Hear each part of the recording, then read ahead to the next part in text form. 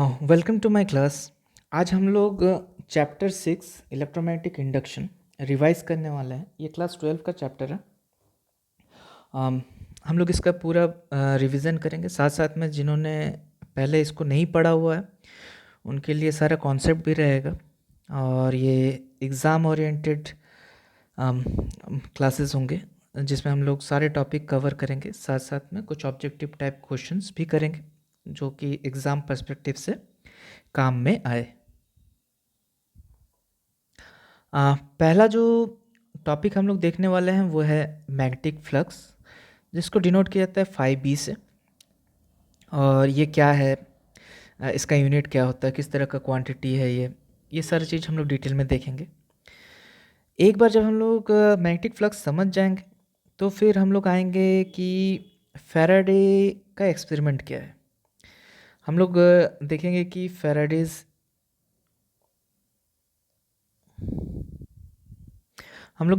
Faraday's का experiment क्या है, फैराडे ने क्या एक्सपेरिमेंट किया था और उससे किस तरह से कंक्लूड किया था कि ईएमएफ इंड्यूस्ड होता है। वो सारी चीज़ हम लोग पहले एक्सपेरिमेंट को समझेंगे, फिर हम लोग फैराडे का लॉ डिस्कस करेंगे। फैराडेज का लॉ जो ईएमआई का है, इलेक्ट्रोमैग्नेटिक इंडक्शन का, वो क्या देता है, वो हमें मैग्नीट्यूड देता है कि कितना इलेक्ट्रोमैग्नेटिक इंडक्शन में ईएमएफ इंड्यूस्ड होगा। लेकिन वो डायरेक्शन को तो बता नहीं पाता है, इसलिए डायरेक्शन को समझने के लिए हमें लेंस लॉ पढ़ना पड़ेगा। लेंस लॉ हमें बताएगा कि ये इंड्यूस्ड ईएमएफ का डायरेक्शन किधर होगा। फिर हम लोग देखेंगे कि किस तरह से हम लोग किन मेथड का यूज़ करते हुए आप ईएमएफ इंड्यूस कर सकते हैं। तो यहाँ पे हम लोग कह सकते हैं कि method of producing induced EMF. ये इलेक्ट्रोमोटिक फोर्स जो है एक पोटेंशियल डिफरेंस है, जैसा कि पहले के क्लासेस में हम लोगों ने डिस्कस किया था। तो ये इंड्यूस्ड ईएमएफ किन किन मेथड से हम लोग प्रोड्यूस कर सकते हैं उनका डिटेल में डिस्कशन करेंगे हम लोग यहाँ पे। फिर हम लोग समझेंगे कि ये मोशनल ईएमएफ क्या होता है,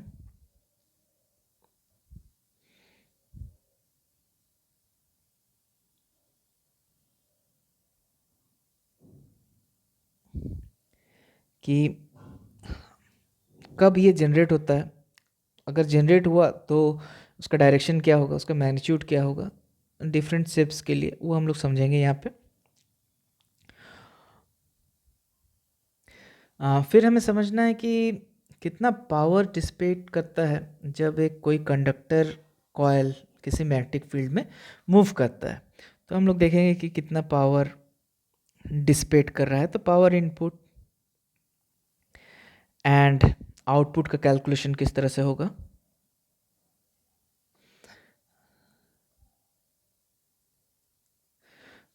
जब एक कंडक्टर को हम लोग किसी मैग्नेटिक फील्ड में मूव करते हैं तब कितना उसका पावर का फॉर्मूला वगैरह निकलेगा, वो चीज़ यहाँ पे हम लोग देख सकेंगे। फिर अगर एक कंडक्टिंग रॉड को अगर हम लोग रोटेट करें तो वहाँ पे कितना मैग्नेटिक फील्ड में, तो वहाँ पे कितना मोशनल ईएमएफ जनरेट होता है वो भी हम लोग देखेंगे। Motional EMF in rotating rod, conducting rod में कितना मोशनल ईएमएफ जनरेट हो रहा है उसको हम लोग यहाँ पे डिटेल में देखेंगे कि कैसे निकाला जाता है। फिर हम लोगों का टॉपिक जो आ जाता है वो आता है सेल्फ इंडक्टेंस का, कि सेल्फ इंडक्टेंस क्या है वो हम लोग डिटेल में देखेंगे कि कैसे उसको निकालते हैं, समझेंगे कि क्या होता है सेल्फ इंडक्टेंस के बारे में। फिर हम लोग देख सकते हैं कि कोफिशिएंट ऑफ सेल्फ इंडक्टेंस,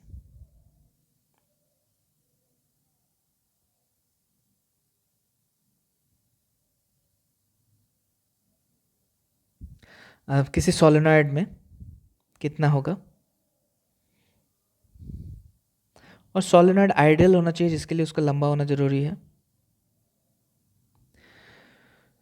तो लॉन्ग सोलेनॉइड में कितना कोफिशिएंट निकलेगा हम लोग निकालेंगे। उसके बाद फिर हम लोग देखेंगे कि म्यूचुअल इंडक्टेंस कैसे निकालते हैं, म्यूचुअल इंडक्टेंस में क्या होता है, और फिर हम लोग म्यूचुअल इंडक्टेंस का अलग अलग केसेस डिस्कस करेंगे।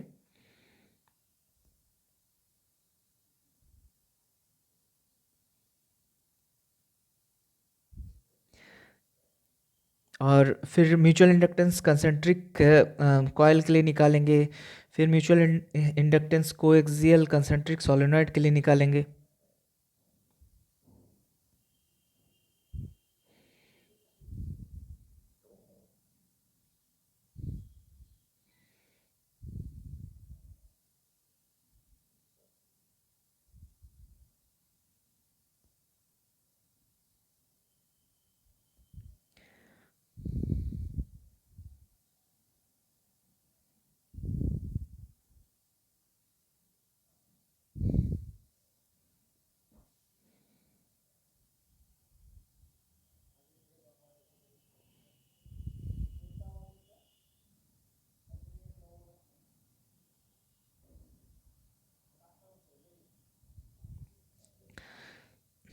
और फिर जो आखिरी टॉपिक है वो है एडी करंट।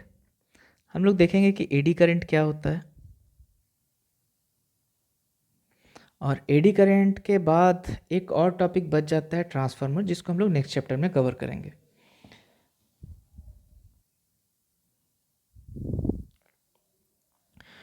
तो हम लोग इस चैप्टर में इतना सारा टॉपिक कवर करने वाले हैं डिटेल में। इससे रिलेटेड जो भी ऑब्जेक्टिव टाइप क्वेश्चन बनता है वो भी हम लोग करते हुए चलेंगे। अभी हम लोग देखने वाले हैं कि मैग्नेटिक फ्लक्स यहाँ से स्टार्ट हो रहा है चैप्टर। थोड़ा ध्यान से देखते हुए चलते हैं और समझते हुए चलते हैं ताकि आगे का चैप्टर स्मूथली जा सके। तो मैग्नेटिक फ्लक्स क्या होता है? फ्लक्स जब भी हम लोग बात करते हैं तो उससे वो एक एरिया से रिलेटेड रहता है, एसोसिएटेड रहता है। और यहाँ पे इलेक्ट्रिक फ्लक्स में भी हम लोगों ने देखा था कि जितना field lines, electric field lines किसी एरिया के परपेंडिकुलर पास कर रहा है तो वो उसका फ्लक्स देता था। उसी तरह से यहाँ पे मैग्नेटिक फ्लक्स के लिए हम लोग कह सकते हैं कि the number of magnetic field lines passing perpendicular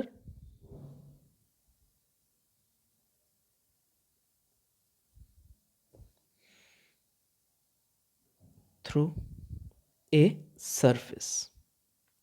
यहाँ पे इंपॉर्टेंट टर्म है कि ये परपेंडिकुलर होना चाहिए, ये इंपॉर्टेंट टर्म है। देखते हैं, समझते हुए चलते हैं, ठीक है। यहाँ पे हम लोग कंसिडर करते हैं ये छोटा सा एक एरिया है, और ये जो ब्लू लाइंस है ये किसी यूनिफॉर्म मैग्नेटिक फील्ड लाइंस को रिप्रेजेंट कर रहा है। तो यहाँ पे ये मैग्नेटिक फील्ड को रिप्रेजेंट कर रहा है ब्लू लाइंस, और एरिया यहाँ पे एक छोटा सा है। तो यहाँ पे अगर कहा जाए, पूछा जाए कि इसका फ्लक्स कितना होगा, फ्लक्स की बात करें तो यहाँ पे इसका फ्लक्स हम लोग कह सकते हैं कि ये 3 होगा, क्योंकि देख सकते हैं आप लोग कि यहाँ पे 3 लाइन इस एरिया के परपेंडिकुलरली पास कर रहा है। अब अगर राइट हैंड साइड के इमेज को देखें तो यहाँ पे अगर मैग्नेटिक फील्ड का स्ट्रेंथ इंक्रीज कर दिया जाए, मैग्नेटिक फील्ड का स्ट्रेंथ जब इंक्रीज कर देंगे तो मैग्नेटिक फील्ड लाइंस अधिक डेंस हो जाएंगे।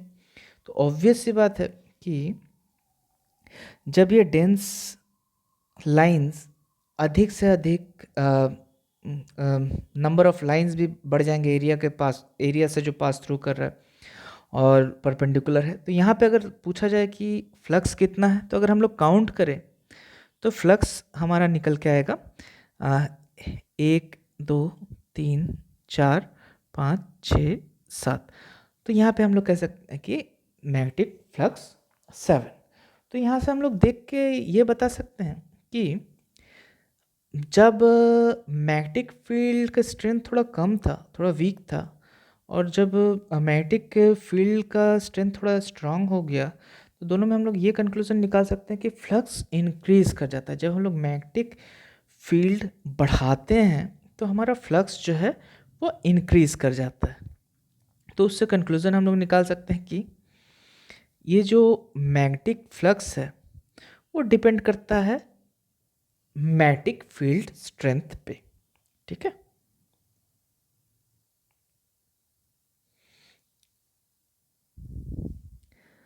अगर ये बॉटम इमेज को देखा जाए तो पहले भी यहाँ पे जो फर्स्ट इमेज था उसमें 1 2 3 4 5 5 ही लाइंस हम लोगों को नज़र आ रहा था, और यहाँ पे भी 5 ही लाइन है। बट यहाँ पे हमने क्या किया कि ये जो एरिया है, एरिया को हमने श्रिंक कर दिया, एरिया जो है कम कर दिया, एरिया डिक्रीज कर दिया।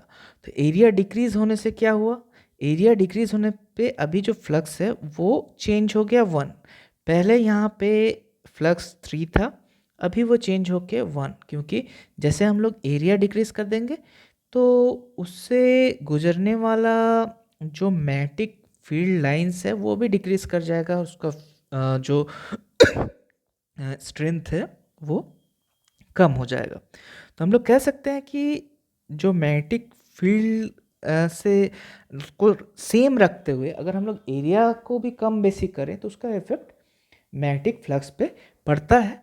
और कह सकते हैं कि अगर एरिया बड़ा है तो मैग्नेटिक फ्लक्स बड़ा होगा, और एरिया कम कर दें तो मैग्नेटिक फ्लक्स भी घट जाता है। यानी ये डायरेक्टली प्रोपोर्शनल है एरिया से, एरिया के साथ ये डायरेक्टली प्रोपोर्शनल का रिलेशनशिप हम लोग देख सकते हैं यहाँ पे।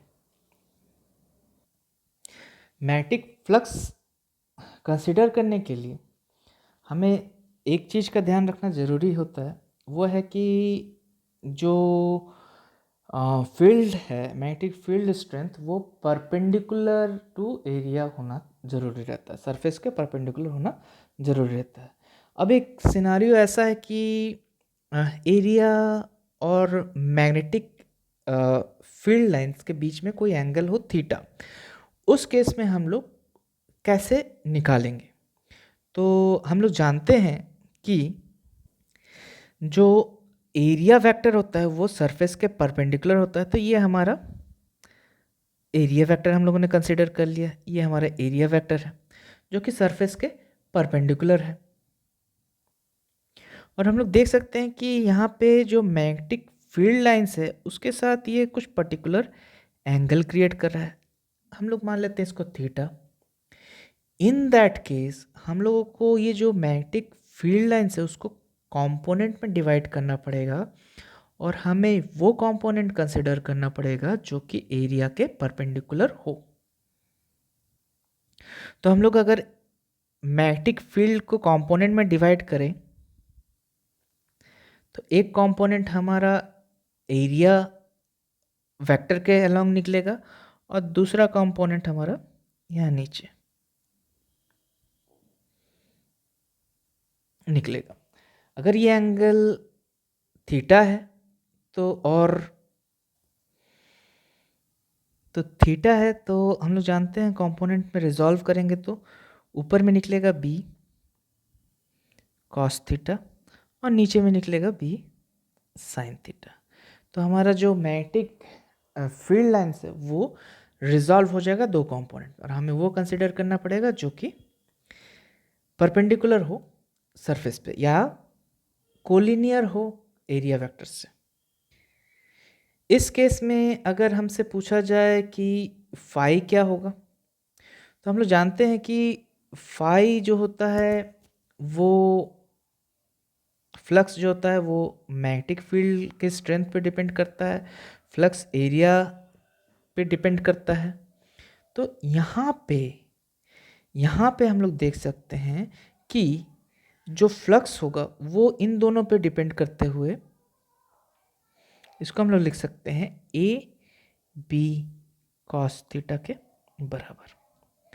तो ये जो रिज़ल्ट है ये इम्पॉर्टेंट रिज़ल्ट है, क्योंकि ये हमें फ्लक्स दिखाता है जो कि पहले हम लोग पढ़ चुके हैं, जो कि डॉट प्रोडक्ट के बराबर आ रहा है, बी डॉट ए या ए डॉट बी। तो ये स्केलर प्रोडक्ट हमें मिल रहा है मैग्नेटिक फ्लक्स से। तो इससे हमें पता चल रहा है कि जो मैग्नेटिक फ्लक्स है वो किस तरह का क्वांटिटी है, ये स्केलर क्वांटिटी है।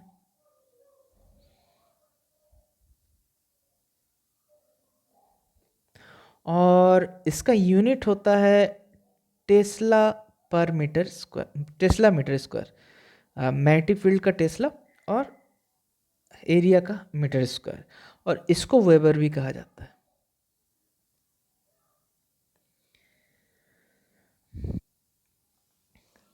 फैराडे और हेनरी ने एक्सपेरिमेंट किया और उन्होंने कुछ ऑब्जर्वेशन उनके नज़र में आया कि अगर मैग्नेटिक फील्ड चेंज करे या फिर एरिया चेंज करे या फिर जो एंगल बिटवीन मैग्नेटिक फील्ड और एरिया, उन दोनों के बीच में भी कुछ चेंजेस आए, तो उन्होंने देखा कि एक करंट इंड्यूस्ड होता है for a close loop. Close conducting coil अगर हम लोग डाल रहे हैं किसी मैग्नेटिक फील्ड में और उसमें मान लो कि मैग्नेटिक फील्ड चेंज हो रहा है या फिर उसका एरिया कम बेसी हो रहा है या फिर मैग्नेटिक फील्ड और एरिया वेक्टर के बीच का एंगल चेंज हो रहा है, तो उन चेंज के कारण जब भी ऐसा कुछ चेंजेस आ रहा है तो उन्होंने एक ऑब्जर्वेशन देखा कि वहाँ पे एक करंट पाया गया, एक करंट जनरेट हो रहा है।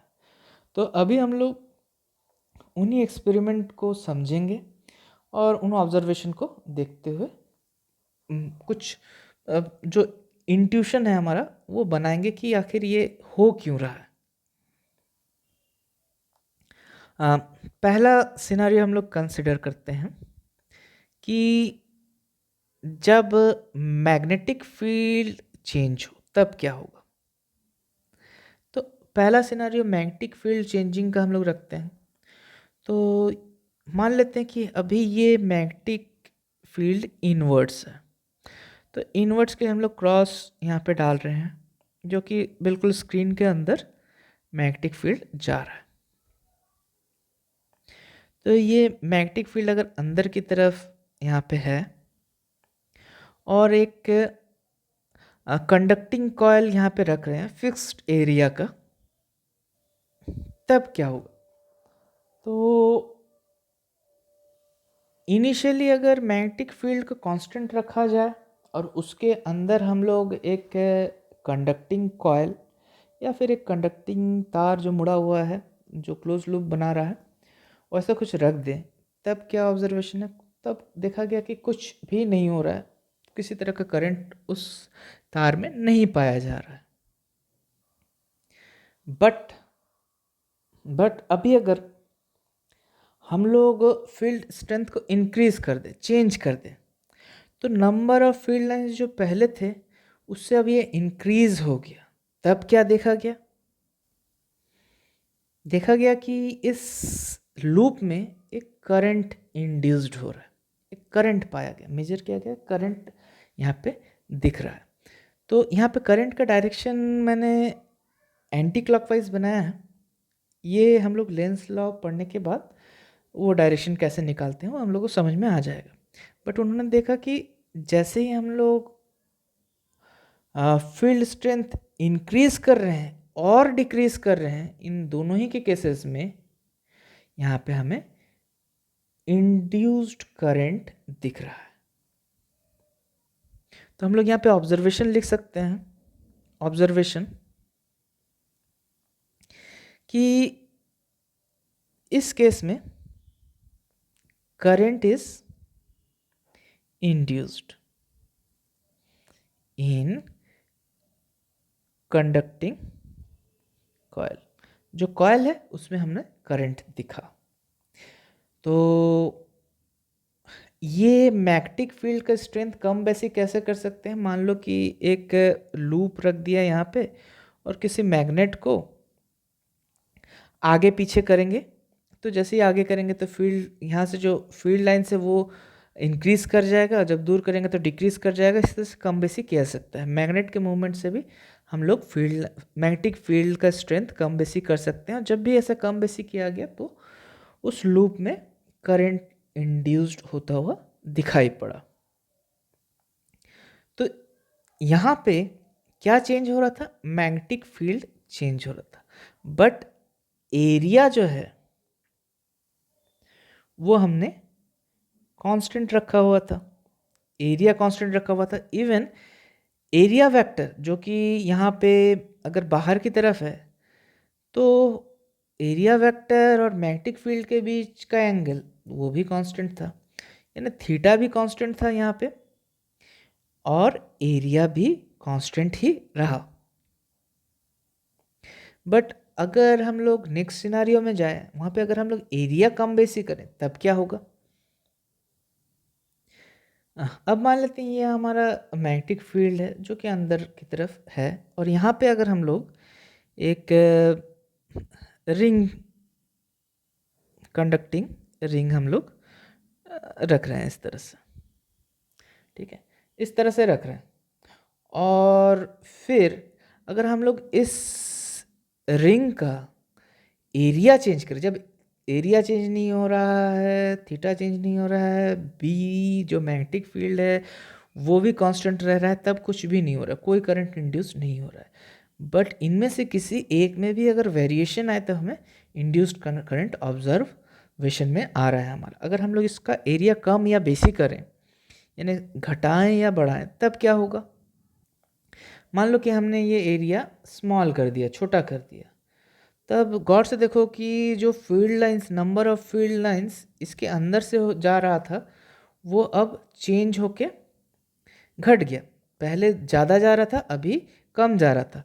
पहले अगर देखा जाए तो बहुत सारा लाइंस था, 1 2 3 4 5 6 7 7 लाइंस इससे गुजर रहा था, यानी मैग्नेटिक फ्लक्स 7 था।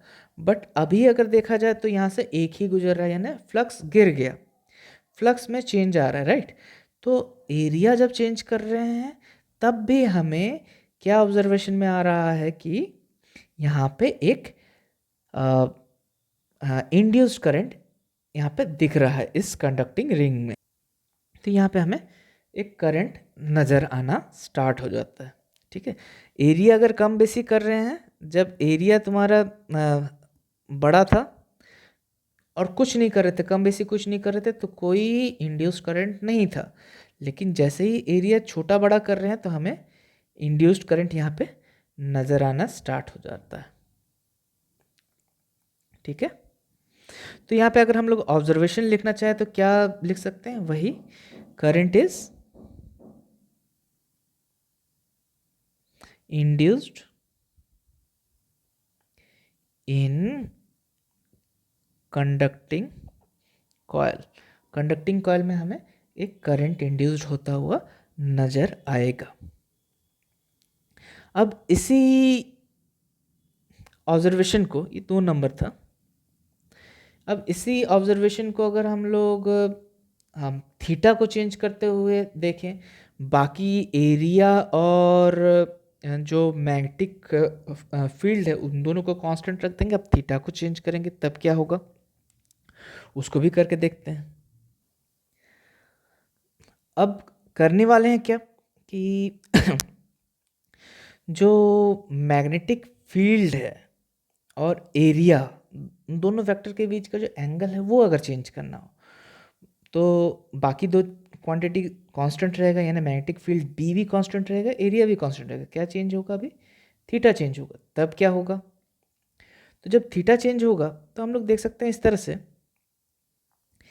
कि यहाँ पे अगर हम लोग इसको घुमाएं, ठीक है, एक ओमेगा यहाँ पे हम लोग इसको इंट्रोड्यूस करें, कि ओमेगा इंट्रोड्यूस कर रहे हैं यहाँ पे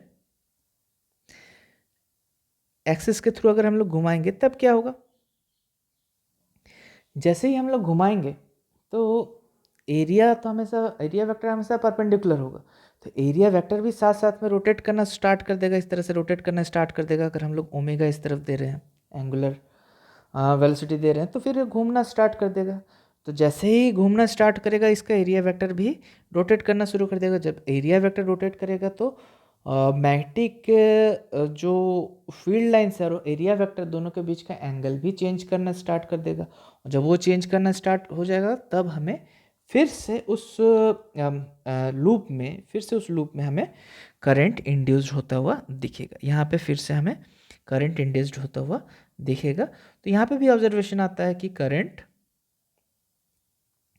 इंड्यूस्ड इन कंडक्टिंग कॉइल। तो इन सारे एक्सपेरिमेंटल रिजल्ट से हम लोग ये देख पा रहे हैं कि कहीं पे भी पहला था कि जब हम लोग मैग्नेटिक फील्ड स्ट्रेंथ बढ़ा रहे थे, यानी पहले कम था, मानो कि पहले ऐसे 4 अगर किसी लूप के अंदर से जा रहा था तो उसका अगर स्ट्रेंथ बढ़ा दिया तो 5 या 6 या 7 जाने लग गया, यानी मैग्नेटिक फ्लक्स में चेंज आ रहा था। तब भी हमें क्या दिख रहा था कि करंट में करंट इंड्यूस्ड हो रहा था। या फिर हम लोग एरिया को कम बेसी कर रहे थे, एरिया को कम कर दे रहे थे तो मैग्नेटिक फ्लक्स घट रहा था, तब भी हमें क्या दिखा कि करंट इंड्यूस्ड हुआ। और अभी जैसे ही हम लोग थीटा को चेंज कर रहे हैं, angle between area vector and magnetic field, तो भी हमें करंट इंड्यूस्ड होता हुआ दिख रहा है। यानी कह सकते हैं कि इन सारे ऑब्जर्वेशन से हम लोग ये रिलेट कर पा रहे हैं कि किसी ना किसी तरह से जब भी मैग्नेटिक फ्लक्स चेंज हो रहा है तभी हमें यहाँ पे इंड्यूस्ड करंट ऑब्जर्वेशन में आ रहा है, करंट वहाँ पे फ्लो करता हुआ नजर आ रहा है। तो इन्हीं ऑब्जर्वेशन को लेके फैराडे ने अपना ईएमएफ का लॉ प्रेजेंट किया। वो क्या लॉ है वो अभी हम लोग देखने वाले हैं। तो अभी हम लोग फैराडे का लॉ देखने वाले हैं इलेक्ट्रोमैग्नेटिक इंडक्शन का। तो इसका टोटल 2 लॉ इन्होंने दिया है। पहला लॉ जो है वो कहता है कि जब भी कोई करंट इंड्यूस्ड हो रहा है तो ज़रूर वहाँ पे कुछ ना कुछ ईएमएफ जनरेट हुआ होगा, यानी पोटेंशियल डिफरेंस जनरेट हुआ होगा उस कंडक्टिंग लूप में due to change in magnetic flux, तभी वहाँ पे करंट इंड्यूस्ड हुआ है। और दूसरा लॉ जो फैराडे का है ईएमआई से रिलेटेड, वो बताता है कि जो भी वहाँ पे इंड्यूस्ड ईएमएफ है जो कि करंट को जनरेट कर रहा है, वो इंड्यूस्ड ईएमएफ का मैग्नीट्यूड कितना होगा। ये फैराडे का 2 लॉ है। पहला लॉ क्या बताता है कि हमें बताता है कि लॉजिकली ये बताने की कोशिश करता है कि अगर कहीं पे इंड्यूस्ड ईएमएफ है, अगर कहीं पे इंड्यूस्ड ईएमएफ है तो उसी से कहीं ना कहीं लिंक्ड है तुम्हारा इंड्यूस्ड करंट। और ये इंड्यूस्ड ईएमएफ कहाँ से आ रहा है? Due to change in magnetic flux. तो मैग्नेटिक फ्लक्स में जब चेंज आ रहा है तो उससे ईएमएफ इंड्यूस्ड हो रहा है, और फिर उस ईएमएफ के कारण, उस पोटेंशियल डिफरेंस के कारण एक करंट भी हमें इंड्यूस्ड होता हुआ नजर आ रहा है। ये एक्सपेरिमेंटल रिजल्ट से हमें दिख रहा है, और इसी को लॉ में फॉर्मुलेट किया था फैराडे ने। इन्होंने 2 लॉ दिया था। पहला जो बता रहा है कि ये जो करंट इंड्यूस्ड हुआ है वो इंड्यूस्ड ईएमएफ के कारण हुआ होगा, और ये इंड्यूस्ड ईएमएफ किस लिए आ रहा है? क्योंकि यहाँ पे हमारा फ्लक्स, मैग्नेटिक फ्लक्स चेंज हो रहा है। दूसरा दूसरा जो ईएमआई का लॉ है फैराडे का, ये बताता है कि वो जो इंड्यूस्ड ईएमएफ है उसका स्ट्रेंथ कितना है, उसका मैग्नीट्यूड कितना है। ओके, तो इन्हीं 2 लॉ को अभी हम लोग देखने वाले हैं। तो जो पहला लॉ है उसको अगर हम लिखना चाहें कैसे लिख सकते हैं? तो कह सकते हैं कि whenever there is a change in magnetic flux, जब भी मैग्नेटिक फ्लक्स में चेंज हो रहा है और उस मैग्नेटिक फील्ड में अगर हम लोग कोई कंडक्टिंग कॉयल डाले हुए हैं, मैग्नेटिक फ्लक्स जो कि ये जो मैग्नेटिक फ्लक्स चेंज हो रहा है उसके अंदर एक कंडक्टिंग कॉयल भी होना चाहिए, तो नहीं तो ईएमएफ कहाँ पे जनरेट होगा? तो उसका लिंकेज होना चाहिए उस कंडक्टिंग कॉयल से। तो when ever there is a change in magnetic flux linked with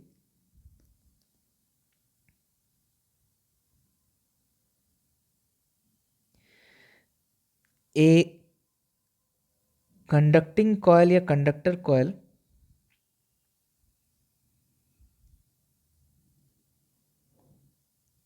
तो जब भी ऐसा मैग्नेटिक फ्लक्स चेंज होता हुआ नजर आए तो उस केस में an EMF EMF is induced. तो एक ईएमएफ इंड्यूस्ड होता है कहां पे? In the conducting coil. उस कॉयल के अंदर एक ईएमएफ जनरेट होता है और ये कंडक्टिंग कॉयल अगर क्लोज लूप में रहे, if the conducting coil forms a close loop, important है, then an induced current is observed।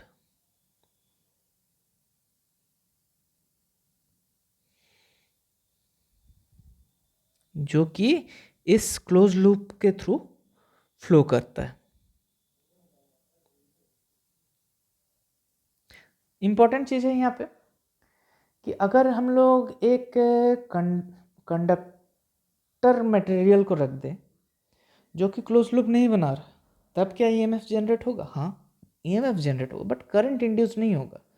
लेकिन वही कंडक्टिंग कॉयल अगर क्लोज लूप सर्किट पूरा करे और उसके अंदर से होता हुआ मैग्नेटिक फ्लक्स चेंज करे, तब वहाँ से हमारा करंट फ्लो भी इंड्यूस्ड भी हम लोग देख पाएंगे।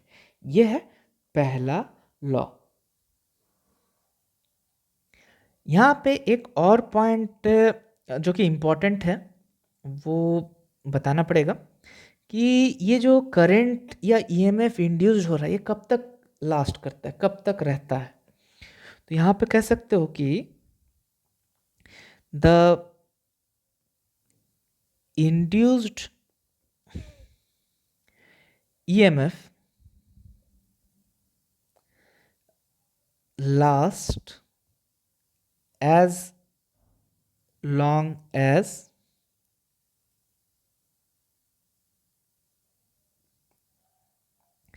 the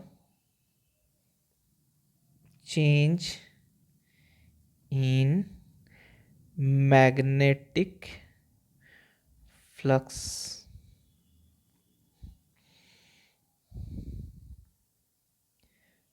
processed।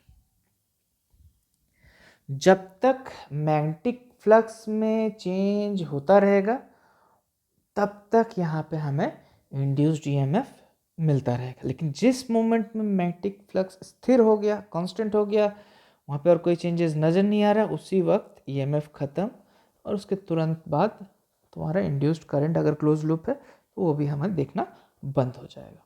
क्लियर है?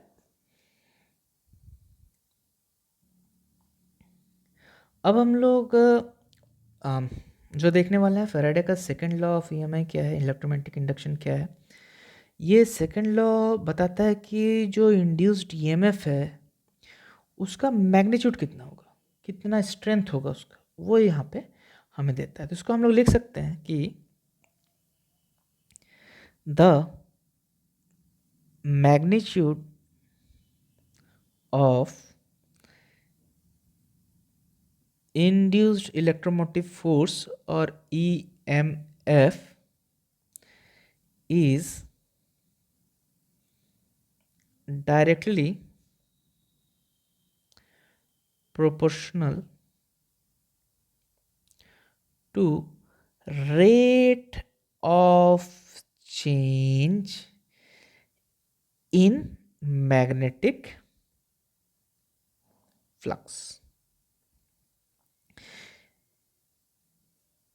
यानी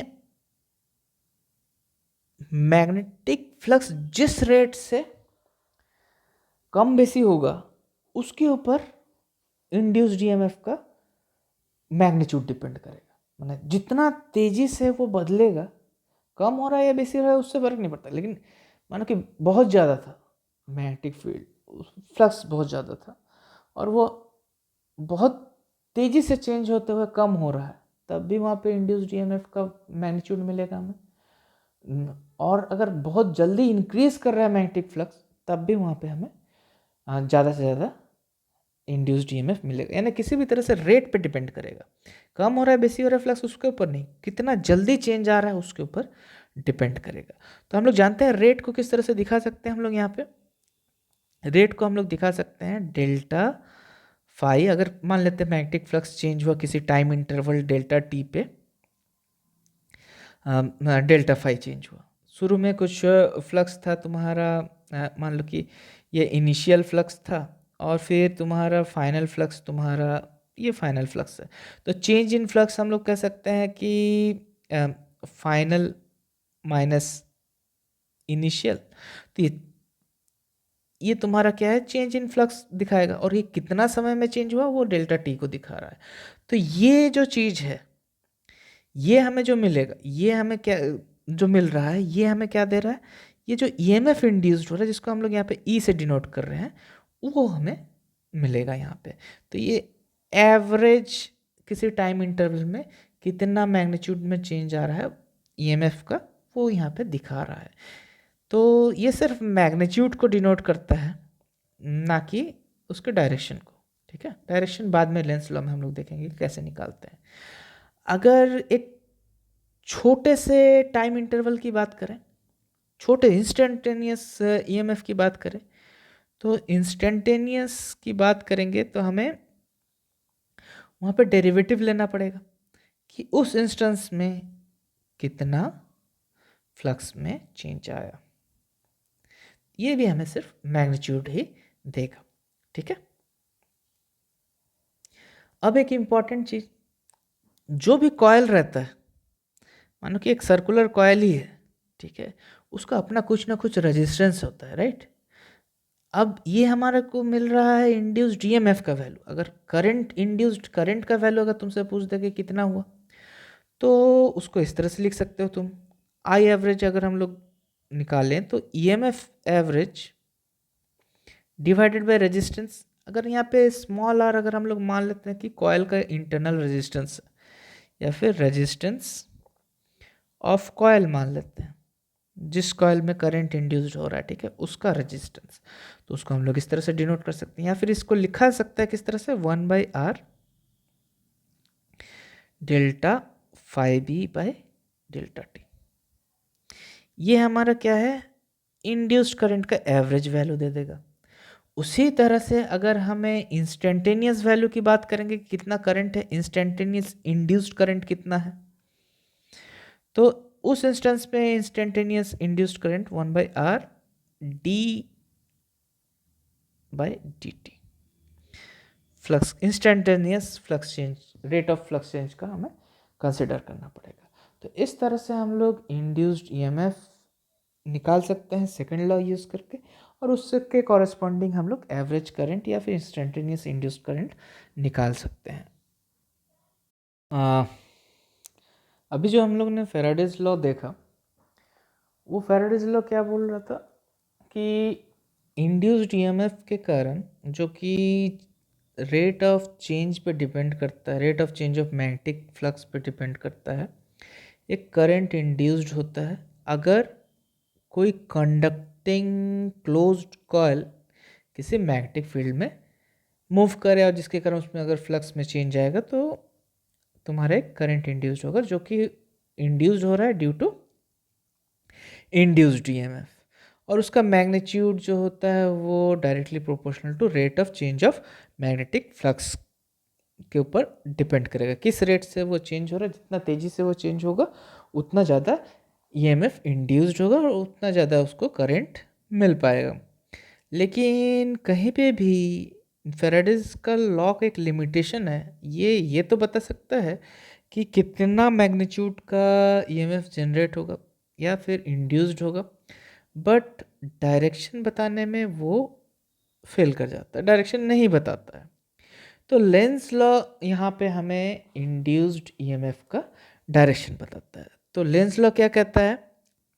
लेंस लॉ कहता है कि इंपॉर्टेंट स्टेटमेंट है। लेंस लॉ कहता है कि the direction of induced EMF is always such that it opposes the cause producing it। इसका मतलब है कि मानो कि इसका कुछ एग्जाम्पल से समझते हैं। मान लो कि पहला एग्जाम्पल लेते हैं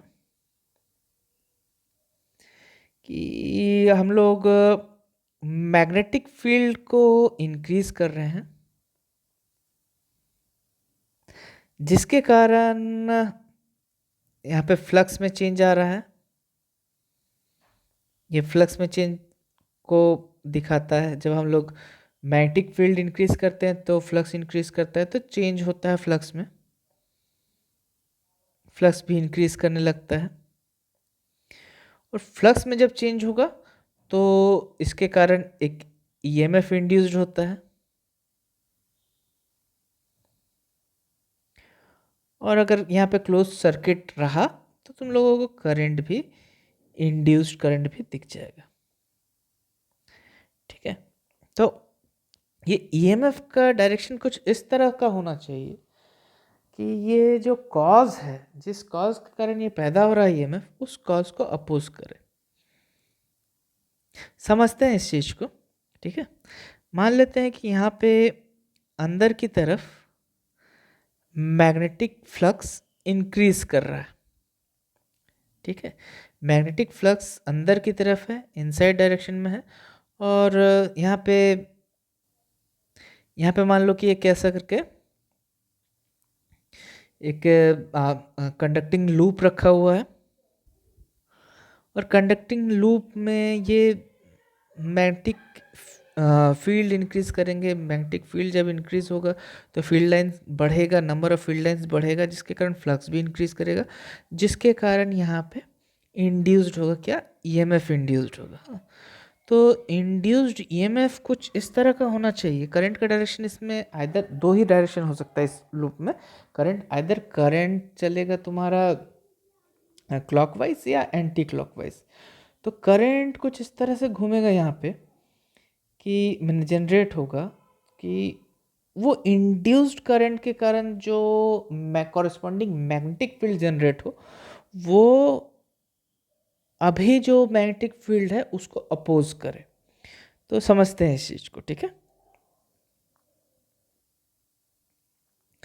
मान लो कि करंट यहाँ पे एंटी क्लॉकवाइज इंड्यूस्ड हो रहा है due to induced EMF, anti clockwise induced हो रहा है।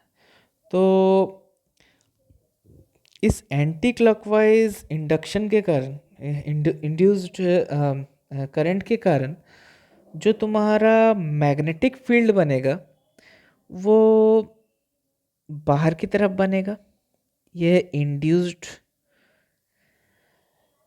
करंट के कारण जो मैग्नेटिक फील्ड बन रहा है वो बाहर की तरफ बनेगा, और एग्जिस्टिंग जो है, जो इंक्रीजिंग है, वो अंदर की तरफ है। तो कॉज को देखो अपोज कर रहा है, तो इसलिए यहाँ पे जो डायरेक्शन होगा वो एंटी क्लॉकवाइज होगा। किस चीज का?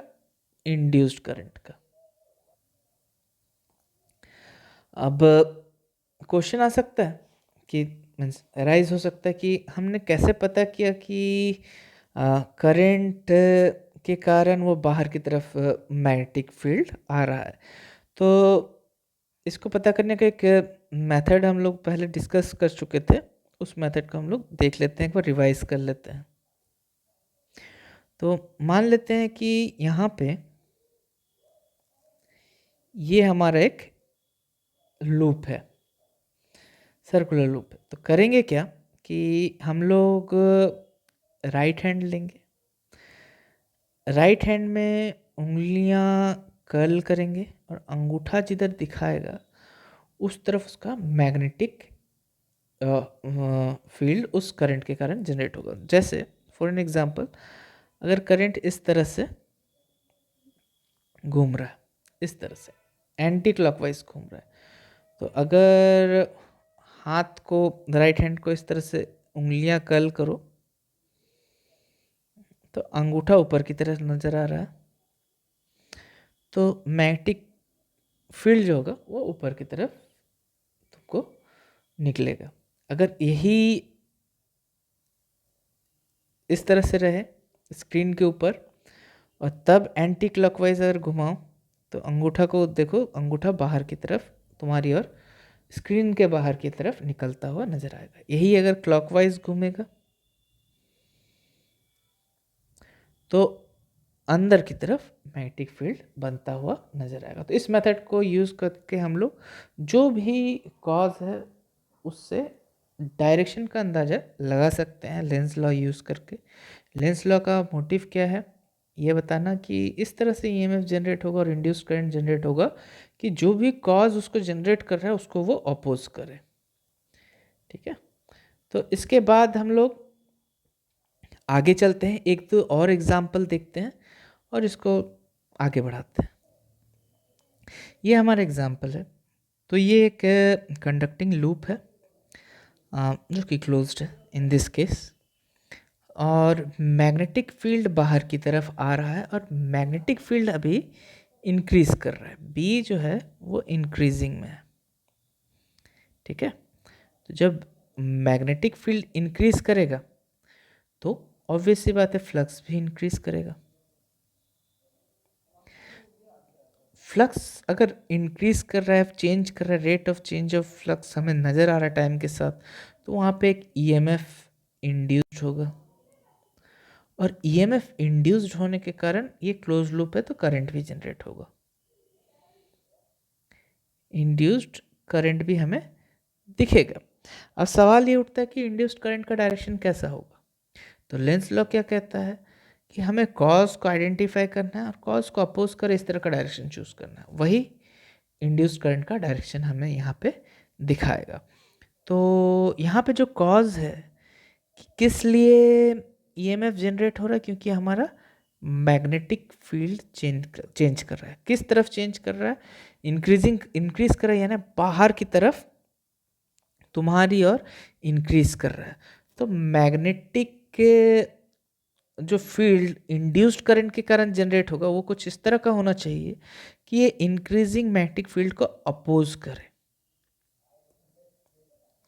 तो क्या करें अब, तो अपोज ये बाहर की तरफ है तो यहाँ पे जो फील्ड होगा इंड्यूस्ड करंट के कारण वो अंदर की तरफ होना चाहिए, तभी बाहर की तरफ को अपोज कर पाएगा।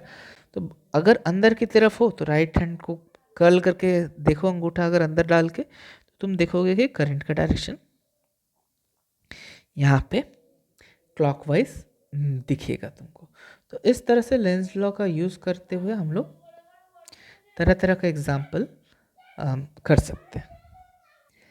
यहाँ पे एक एग्जाम्पल देखेंगे अभी हम लोग, एग्जाम्पल नंबर 3, जहाँ पे एक इनफाइनाइट लॉन्ग स्ट्रेट वायर है जिसमें करंट इंक्रीज कर रहा है, धीरे धीरे धीरे इस वायर के थ्रू करंट जो है इंक्रीज करता हुआ नज़र आ रहा है। ठीक है, तो जब ये इंक्रीज करता हुआ नज़र आएगा तो लेफ्ट हैंड साइड में एक कंडक्टिंग लूप हम लोग क्लोज लूप प्लेस करते रहे और हमसे पूछा जा रहा है कि इसमें जो इंड्यूस्ड करंट, पहला चीज कि इंड्यूस्ड करंट होगा या नहीं। तो ये इंड्यूस्ड करंट क्या यहाँ पे जनरेट होगा इस लूप में, येलो कलर का जो लूप है इसमें इंड्यूस्ड करंट जनरेट होगा या नहीं। पहला चीज़ पूछ रहा है। और पूछ रहा है अगर होगा तो डायरेक्शन किस तरफ का होगा, डायरेक्शन एंटी क्लॉकवाइज होगा या क्लॉकवाइज होगा, डायरेक्शन क्या होगा इंड्यूस्ड करंट का। तो इस तरह का क्वेश्चन अगर आएगा तो हम लोग उसको किस तरह से सॉल्व करेंगे जरा देखते हैं। देखो ये एक infinitely long wire, straight wire है, स्ट्रेट वायर ऊपर की तरफ करंट अगर इंक्रीज कर रहा है तो लेफ्ट हैंड साइड में राइट हैंड का अंगूठा करंट की तरफ रखोगे, उंगलियां कर्ल करोगे तो तुमको नज़र आएगा कि कुछ इस तरह से यहाँ पे उंगली अंगूठा इस तरफ रखा राइट हैंड का और उंगलियों को कर्ल किया, उंगलियों को कर्ल किया तो यहाँ पे उंगलियों को अगर कर्ल करोगे तो तुमको बाहर की तरफ, स्क्रीन के बाहर की तरफ तुमको मैग्नेटिक फील्ड नज़र आ रहा है। यानी यहाँ पे जो मैग्नेटिक फील्ड होगा वो कुछ इस तरह का होगा बाहर की तरफ। और मैग्नेटिक फील्ड का स्ट्रेंथ, हाँ, जितना करीब होगा तार के उतना अधिक उसका स्ट्रेंथ होगा, जैसे जैसे दूर जाएगा वैसे वैसे उसका स्ट्रेंथ वीक होता हुआ जाएगा। लेकिन अभी के लिए जस्ट डायरेक्शन अगर हम लोग इस तरफ मान के चलते हैं तो डायरेक्शन तुम्हारी और लेफ्ट साइड में यहाँ पे नज़र आ रहा है। तो अगर ये बाहर की तरफ मैग्नेटिक फील्ड जनरेट कर रहा है, धीरे धीरे करंट अगर इंक्रीज कर रहा है, आई अगर इंक्रीज करे तो ऑब्वियस है कि आई के साथ साथ मैग्नेटिक फील्ड भी इंक्रीज करेगा। मैग्नेटिक फील्ड इंक्रीज करने के कारण फ्लक्स में चेंज आएगा, फ्लक्स भी इंक्रीज करेगा। फ्लक्स इंक्रीज करने के कारण यहाँ पे इंड्यूस्ड ईएमएफ जनरेट होगा और चूंकि ये क्लोज लूप है इसलिए एक इंड्यूस्ड करंट भी बनेगा। और यानी यहाँ पे जो पहला आंसर है, हाँ यस, यहाँ पे करंट इंड्यूस्ड बनेगा। अब सवाल ये उठता है कि बना तो ठीक, लेकिन अब उसका डायरेक्शन क्या होगा। लेंस लॉ पे आते हैं तो इसका कॉज क्या है, करंट इंक्रीज कर रहा है इसके कारण नहीं, जनरली बी जो इंक्रीज कर रहा है, करंट इंक्रीज करने के कारण जो मैग्नेटिक फील्ड इंक्रीज कर रहा है जिसके कारण फ्लक्स चेंज हो रहा है, उसको अपोज करने के को लेके अभी हम लोग को सोचना है। तो जरा देखो यहाँ पे अगर हम लोग क्लॉकवाइज लें या पहले एंटी क्लॉकवाइज लेते हैं, ठीक है।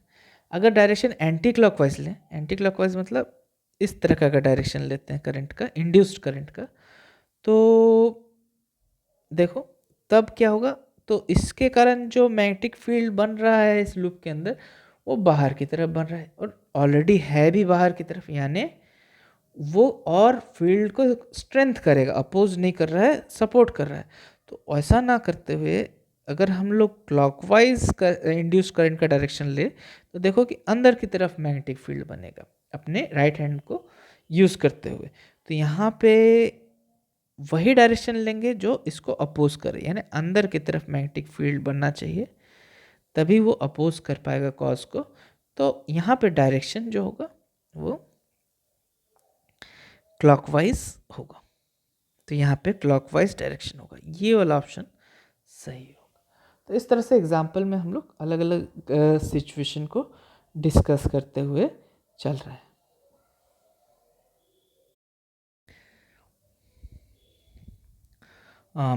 हम लोग और कुछ एग्जाम्पल यहाँ पे देखेंगे आज। इस एग्जाम्पल में इनफाइनाइट वायर जो है वो अब करंट जो है नीचे की तरफ है, डायरेक्शन चेंज कर दिया गया है, अभी भी करंट इंक्रीजिंग ही है, करंट अब भी इंक्रीज कर रहा है नीचे की तरफ, डायरेक्शन बस चेंज हो गया है। तो इस करंट के कारण जो लेफ्ट हैंड साइड है वहाँ पे जो मैग्नेटिक फील्ड बनेगा वो बाहर की तरफ बनेगा।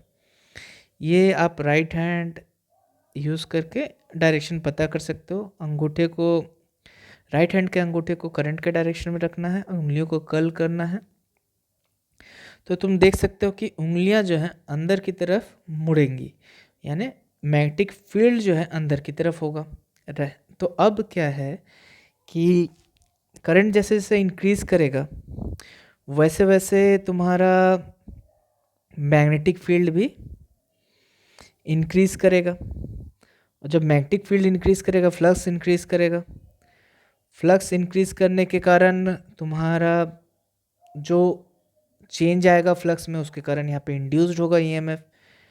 इंड्यूस्ड ईएमएफ हमें यहाँ पे भी नज़र आएगा, और इंड्यूस्ड ईएमएफ के कारण चूंकि यहाँ पे क्लोज्ड कंडक्टर है, कंडक्टिंग कॉयल है, उसके कारण वहाँ पे इंड्यूस्ड करंट भी बनेगा।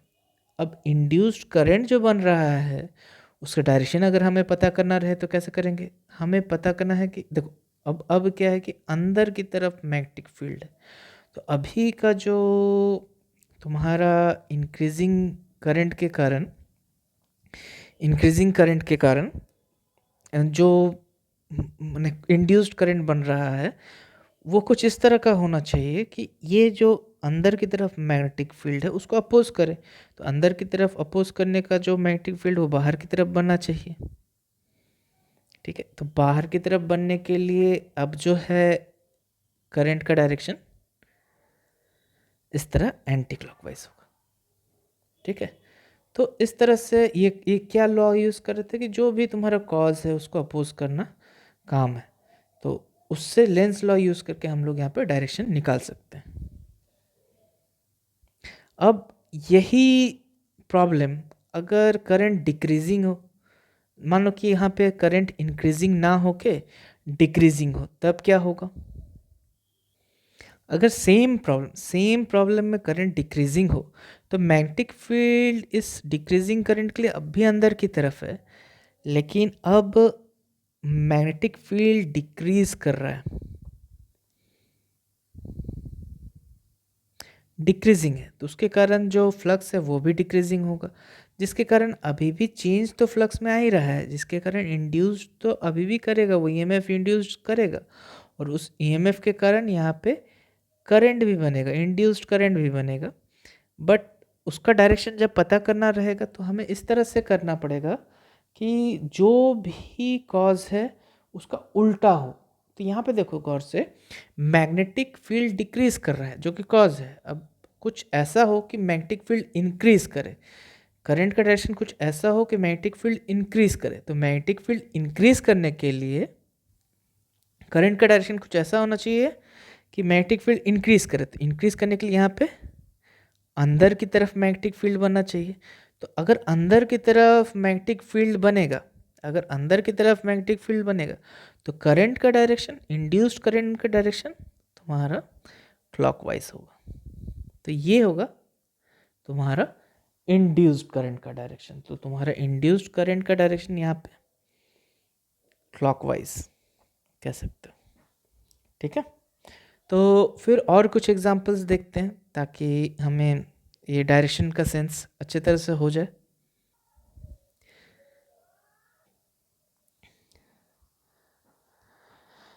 इस नेक्स्ट एग्जांपल में करंट अभी ऊपर की तरफ जा रहा है और ये कांस्टेंट है, बदल नहीं रहा है, और यहाँ पे जो कंडक्टिंग क्लोज लूप वाला कॉयल है उसको हम लोग एक वेलोसिटी दे रहे हैं, तब क्या हो सकता है? ठीक है, तो देखो यहाँ पे जो करंट ऊपर की तरफ जा रहा है तो राइट हैंड साइड में अगर मैग्नेटिक फील्ड का डायरेक्शन देखें तो ये ऊपर की तरफ, अंदर की तरफ ही बन रहा है, अंदर की तरफ बन रहा है। तो जैसे जैसे ये इस वायर से दूर जाएगा वैसे वैसे मैग्नेटिक फील्ड का इंटेंसिटी घटता हुआ नज़र आएगा। ठीक है, ये जैसे जैसे दूर जाएगा वैसे वैसे ये डेंसिटी जो है मैग्नेटिक फील्ड का वो कम होता हुआ नज़र आएगा। तो डेंसिटी अगर कम है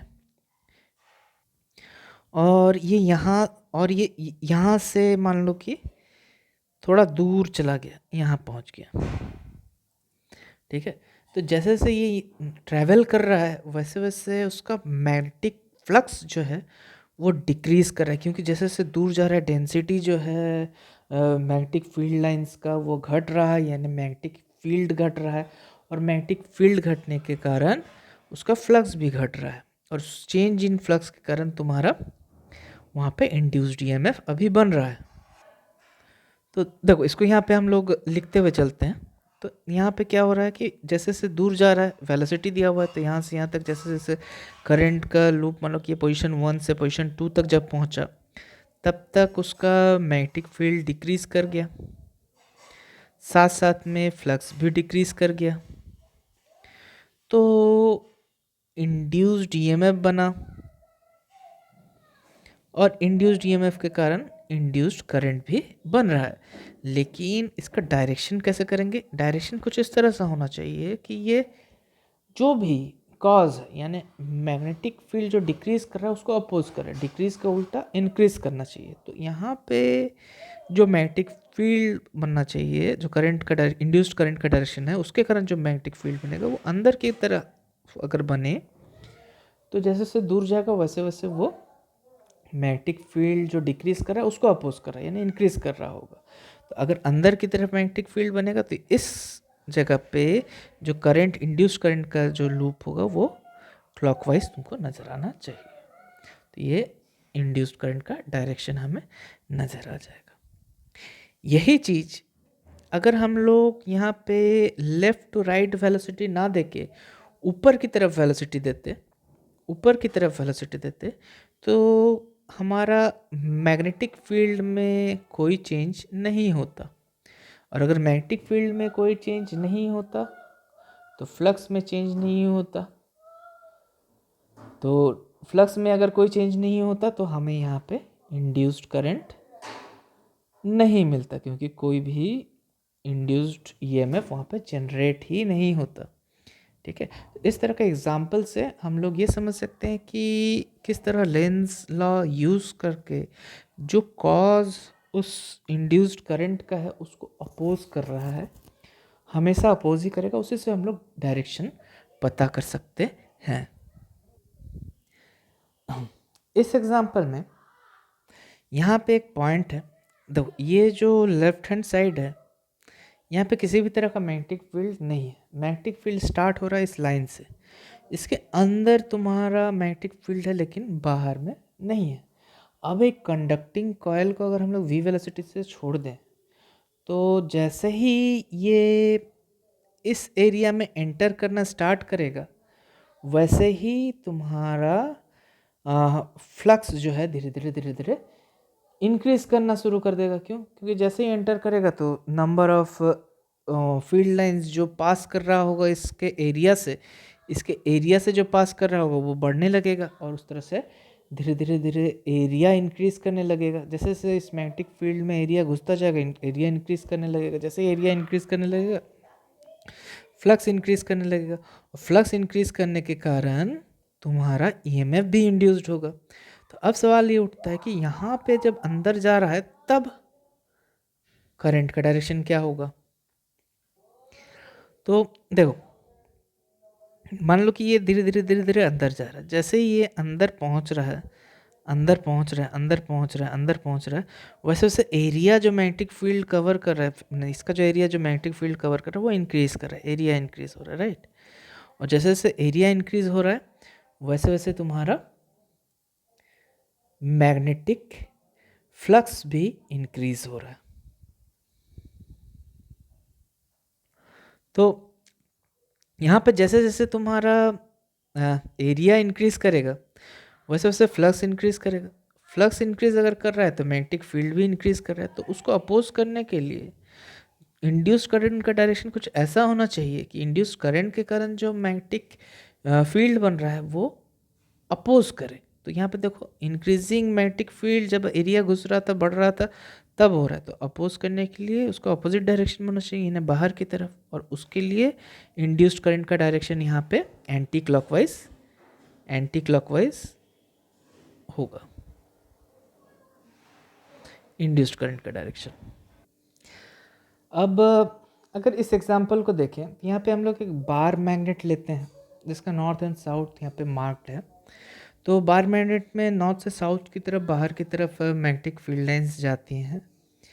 तो इसको अगर हम लोग ऊपर से फेंकते हैं, मान लो कि v वेलोसिटी से ये नीचे गिर रहा है और नीचे कंडक्टिंग लूप है, तो ऑब्वियस सी बात है कि जब ये करीब आएगा तो अधिक से अधिक मैग्नेटिक फील्ड लाइंस इसके एरिया को कवर करते हुए अंदर जाने लगेगा।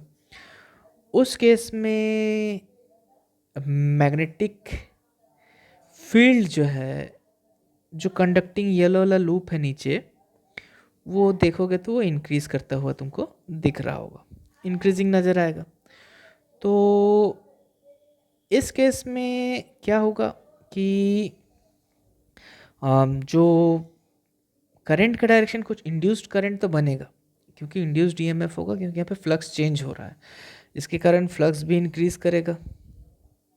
और फ्लक्स इंक्रीज करेगा तो उस वक्त तुम्हारा इंड्यूस्ड ईएमएफ और इंड्यूस्ड करंट दोनों ही यहाँ पे तुमको बनता हुआ नजर आएगा। लेकिन अब सवाल ये उठता है कि इंड्यूस्ड करंट का डायरेक्शन कैसा होगा। तो हम लोग जानते हैं कि मैग्नेटिक फील्ड का डायरेक्शन हमेशा हम लोग कुछ साउथ से लेकर नॉर्थ तक देते हैं।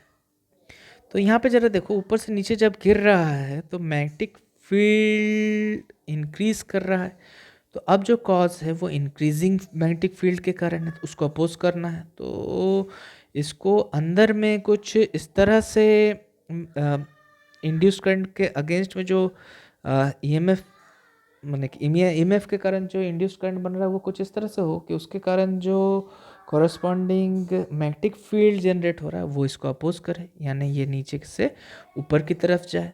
तो उसके लिए अगर तुम देखो तो करंट का डायरेक्शन यहाँ पे कुछ इस तरह से दिखेगा, मतलब करंट जो है वो एंटी क्लॉकवाइज यहाँ पे दिख रहा है, एंटी क्लॉकवाइज तुमको नज़र आएगा। ठीक है, अब एक और सिचुएशन सोचते हैं। अब जो नया सिचुएशन है उसमें मान लो कि इस तरफ ऊपर की तरफ हम लोग वेलोसिटी दिए हुए हैं, मतलब उसको खींच के बाहर निकाल रहे हैं, तो क्या होगा? तो तुम्हारा मैग्नेटिक फील्ड डिक्रीज करने लगेगा। ठीक है, जिसके कारण फ्लक्स भी डिक्रीज करेगा, और चेंज इन फ्लक्स में इंड्यूस्ड ईएमएफ बनेगा, और इंड्यूस्ड ईएमएफ करंट भी इंड्यूस्ड होगा। लेकिन अब उसका डायरेक्शन कैसा होगा? अब जरा देखो, मैग्नेटिक फील्ड डिक्रीज कर रहा है, तो मैग्नेटिक फील्ड का कंट्रीब्यूशन कुछ ऐसा हो जिससे वो इंक्रीज करने लगे। जब वो नीचे आ रहा था मैग्नेटिक फील्ड नीचे की तरफ इंक्रीज कर रहा था, तो उसके ऑपोजिट में तुम्हारा करंट का डायरेक्शन कुछ ऐसा हुआ कि जो अपोजिट में उसको सपोर्ट करने लगा। तो अभी जो है जब ये दूर जा रहा है तो मैग्नेटिक फील्ड धीरे धीरे घट रहा है। जैसे जैसे दूर जाएगा वैसे वैसे इसका फील्ड स्ट्रेंथ घट रहा होगा। मैग्नेटिक फील्ड का डायरेक्शन अब भी इधर ही है, नीचे ही है, लेकिन वो घट रहा है, डिक्रीज कर रहा है। तो डिक्रीजिंग मैग्नेटिक फील्ड को का उल्टा इंक्रीज करना चाहिए। तो अब भी जो तुम्हारा मैग्नेटिक फील्ड जो इंड्यूस्ड होने वाला है वो कुछ इस तरह से होना चाहिए कि वो उसको इंक्रीज करे। तो ऊपर जा रहा है, इंक्रीज करे, तब भी इसी तरह का डायरेक्शन होगा। और अभी भी तुम्हारा जो इंड्यूस्ड ईएमएफ का करंट होगा वो अभी भी एंटी क्लॉकवाइज ही होगा।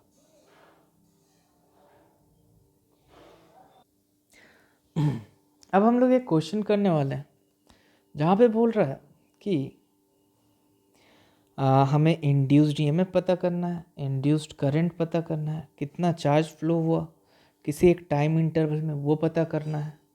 जब मैग्नेटिक फील्ड टाइम का फंक्शन है, टाइम के साथ वेरी कर रहा है, वेरिएबल मैग्नेटिक फील्ड है वो दिया हुआ है हमें, और जो कॉयल है सर्कुलर कॉयल है जिसका रेडियस कैपिटल आर है और जो रेजिस्टेंस है उस कॉयल का वो स्मॉल आर ओम दिया हुआ है। तो हम लोग इसको कैसे पता करेंगे, ज़रा बनाते हैं। तो ज़रा देखो, यहाँ पे जो कॉयल है वो मान लेते हैं कि सर्कुलर है जिसका रेडियस कैपिटल आर दिया हुआ है। इसके एरिया के थ्रू कोई मैग्नेटिक फ्लक्स आता जाता होगा जिसको हम लोग मान लेते हैं फाई बी। तो फाई बी को हम लोग कैसे लिख सकते हैं? फाई बी को हम लोग लिख सकते हैं कि बी डॉट ए के टर्म में हम लोग लिख सकते हैं, डॉट प्रोडक्ट होता है, राइट। और यहाँ पे जो कंडीशन है उसमें कोई एंगल नहीं बना रहा है मैग्नेटिक फील्ड और एरिया वेक्टर के साथ, तो यहाँ पे जो थीटा है वो 0 के बराबर है। तो यानी बी ए कॉस थीटा अगर करें तो कॉस 0 डिग्री हो जाएगा, जो कि इक्वल टू बी ए के बराबर आ रहा है, यानी फ्लक्स जो है वो बी ए के बराबर है। अब ये अगर आर रेडियस है तो इसका एरिया कितना हो जाएगा, पाई आर स्क्वायर, ये एरिया के पाई आर स्क्वायर के बराबर निकल गया।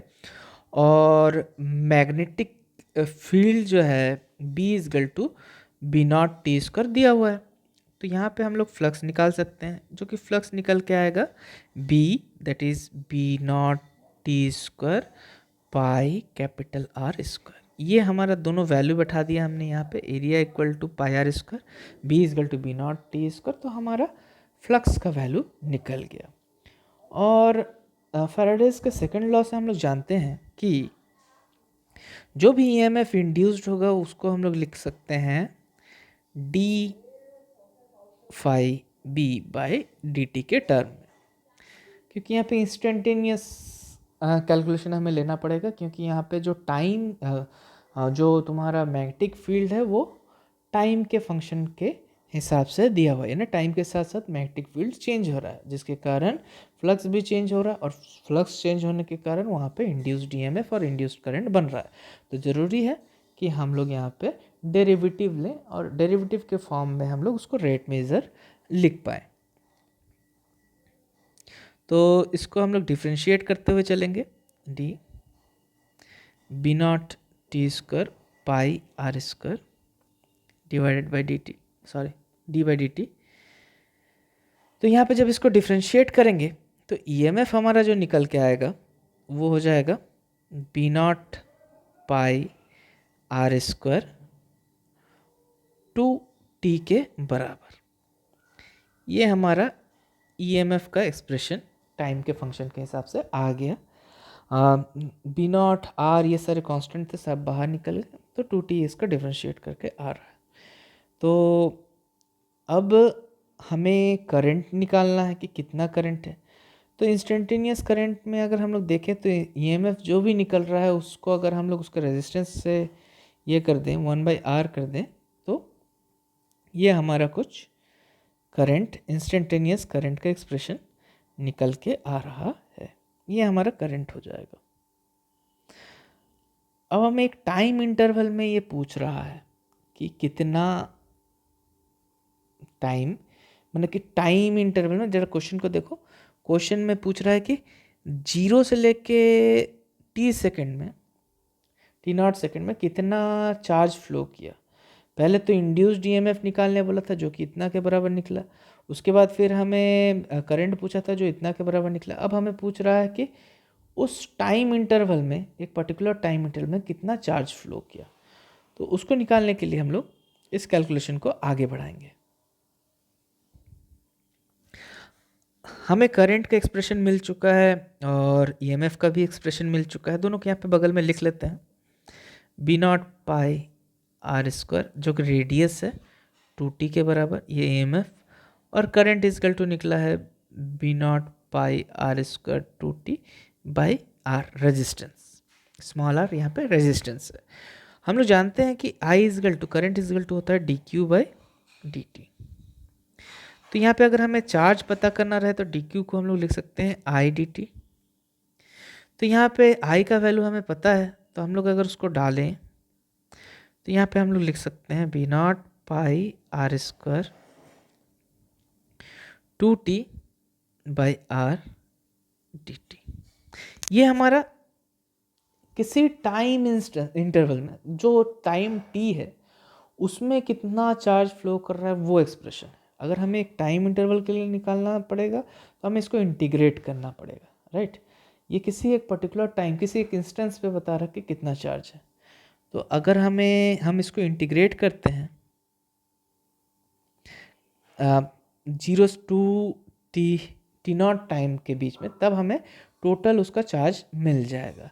तो यहाँ पे इसको लिखते हैं टोटल इक्वल टू, ये इंटीग्रेट हो जाएगा डी क्यू, जो कि कहाँ से कहाँ तक इंटीग्रेट हो रहा है, 0 से लेके टी नॉट टाइम तक। एक्सप्रेशन बैठा दे रहे हैं ऊपर से,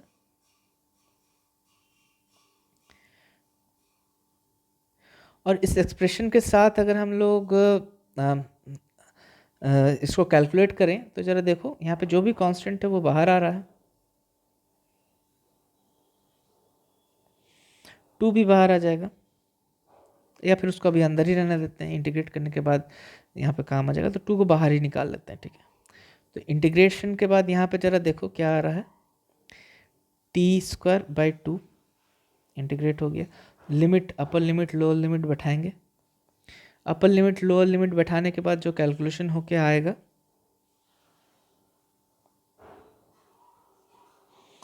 ये t02/2 -0 हो जाएगा, उसको नहीं लिखते हैं, उसको इधर हटा देते हैं, तो 2 कट जाएगा। तो जो टोटल चार्ज हमारा निकल के आया, जो Q टोटल हमें मिल रहा है,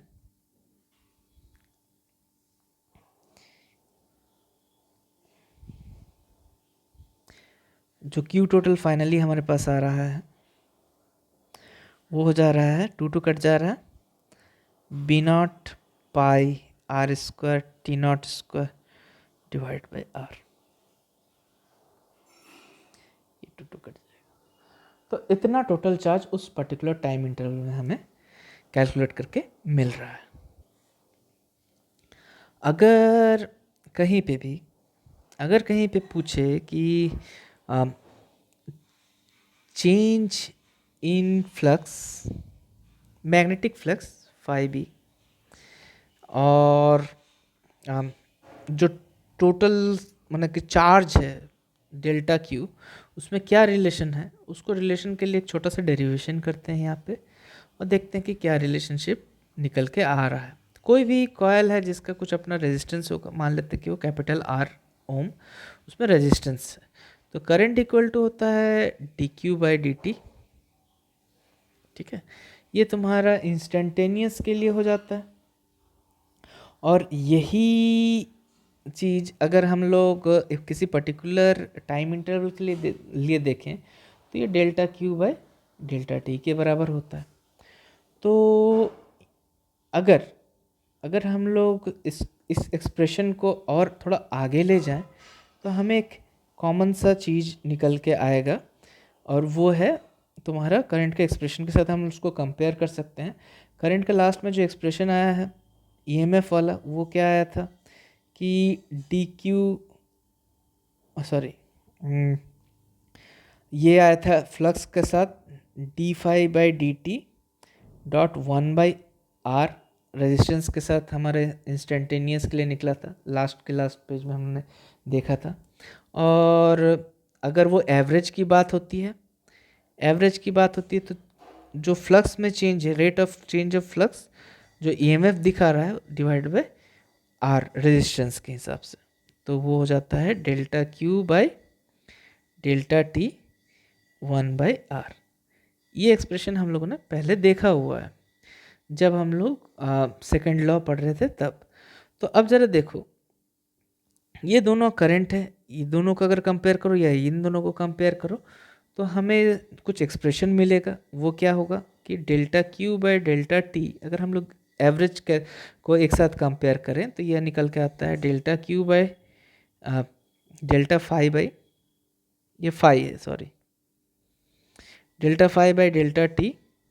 1/R। तो यहाँ पे ΔT कट जाएगा, तो हमें जो जेनरिक एक्सप्रेशन है वो कुछ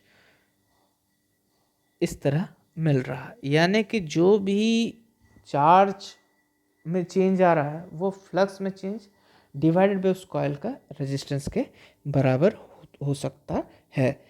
इसका यूटिलाइजेशन छोटे मोटे न्यूमेरिकल में हम लोग कर सकते हैं।